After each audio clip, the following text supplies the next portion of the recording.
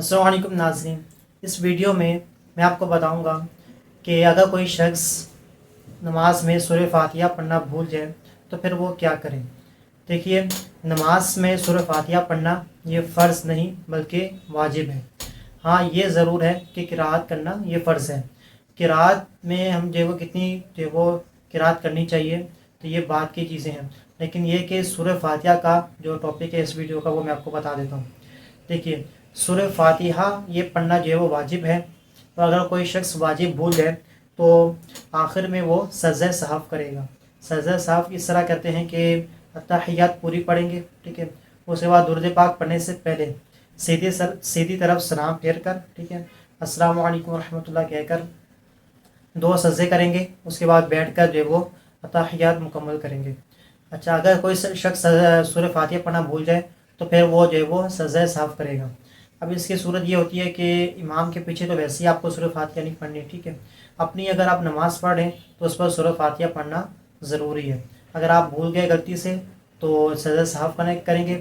اگر آپ نے جان بوجھ کر سورہ فاتحہ نہیں پڑھی تو کیا ہوگا کہ آپ کی نماز ہی نہیں ہوگی، کیونکہ نماز جو واجبات ہیں، فرائض و واجبات، اس کو ادا کرنا ضروری ہے۔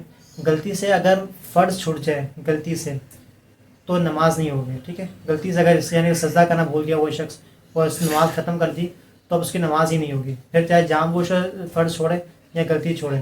لیکن واجب میں یہ ہے کہ اگر جان بوجھ کر چھوڑ دے تب تو نماز نہیں ہوگی، لیکن اگر غلطی سے چھوڑ دیا تو سجدہ سہو کر سکتے ہیں۔ اگر سجدہ سہو بھی نہیں کیا تو نماز نہیں ہوگی۔ اب 2 چیزیں ہمارے پاس، ایک ہے فرض، دوسرا ہے واجب۔ فرض میں غلطی سے چھوٹ جائے یا جان بوجھ کے چھوٹ جائے، دونوں صورتوں میں نماز نہیں ہوگی، ٹھیک ہے، اگر آپ فرض کا اظہار نہیں کیا۔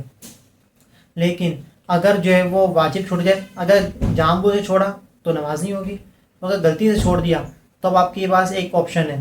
یہ آپشن یہ ہے کہ آپ سجدہ سہو کریں گے۔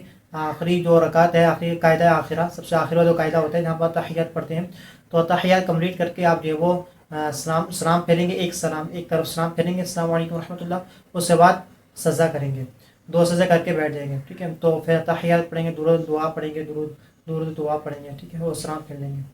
تو یہ آپ کے پاس ایک آپشن ہے۔ اگر یہ بھی نہ کیا تو پھر کیا ہوگا کہ آپ کی نماز نہیں ہوگی۔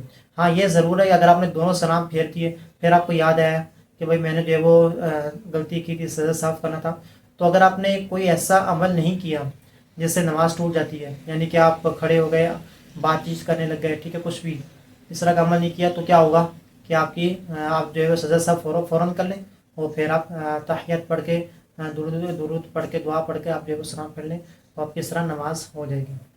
جزاک اللہ خیر۔